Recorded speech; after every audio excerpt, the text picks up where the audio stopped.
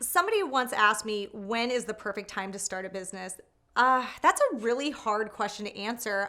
The first thing that comes to mind to me is when you are so miserable in the current situation that you are in that you really need a change. So maybe you have a job that you absolutely cannot stand and it's not fulfilling you, or you have a boss that is ruining your life, or you just broke up with your boyfriend and you really want to show it to him that you can do something with yourself and just kick ass at life.